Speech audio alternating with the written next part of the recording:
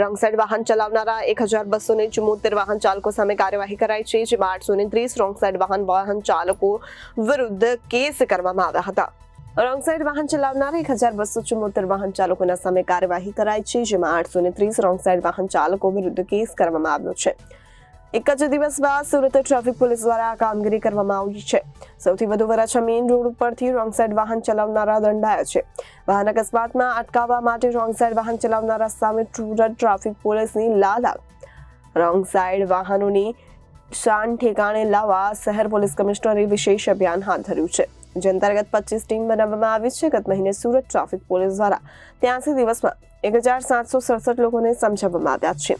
તે ઉપરાંત wrong side વાહન હંકારતા ઝડપાયેલ 4059 વાહન ચાલકો સામે લાલાક કરી હતી. ઝડપાયેલ તમામ વાહન ચાલકોને ડ્રાઇવિંગ લાયસન્સ સસ્પેન્ડ કરવા આરટીઓને રિપોર્ટ કરવામાં આવ્યો. ઉલ્લેખનીય છે કે ટ્રાફિક સિગ્નલના નવા નિયમોની કડકાઈથી અમલવારી શરૂ કરવામાં આવી છે, તો કેટલાક વાહન ચાલકો સિગ્નલ ઉપર ઊભા નહીં રહેવું પડે, જેથી રોંગ સાઈડ ઉપરથી નીકળી જાય છે. ટ્રાફિક સિગ્નલનું કડકાઈથી પાલન કરવા ઉપર પોલીસ ભાર મૂકી રહી છે, તો બીજી તરફ પોલીસ વાહન ચાલકોને ટ્રાફિકથી બચાવવા વચલો રસ્તો અપનાવી રહી છે, જેને લઈને પોલીસ કમિશનરે રોંગ સાઈડ વાહન હંકારતા વાહન ચાલકો સામે કડકાઈથી કાર્યવાહી શરૂ કરી છે.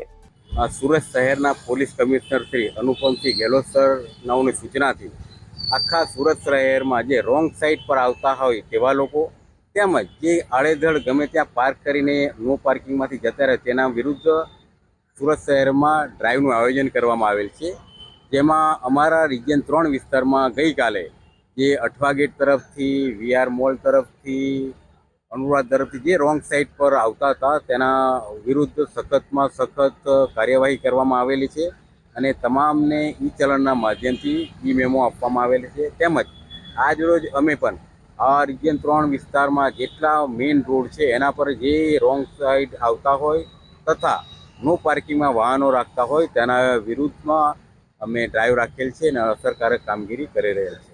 લોકોને શું કહેશો? એટલા દિવસ સુધી સમજાવ્યા, હવે શું?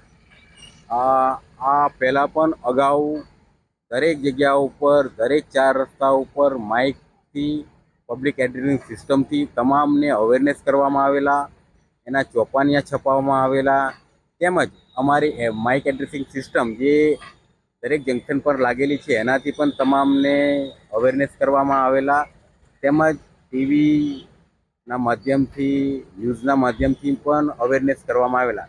તેમ છતાં અમુક હદ સુધી લોકો એનું પાલન કરતા પણ હતા, અમુક ન પણ પાલન કરતા હતા, જેથી જે પાલન નથી કરતા તેના વિરુદ્ધ આ કાર્યવાહી કરવામાં આવી રહેલ છે. Bureau report Janadesh news Surat.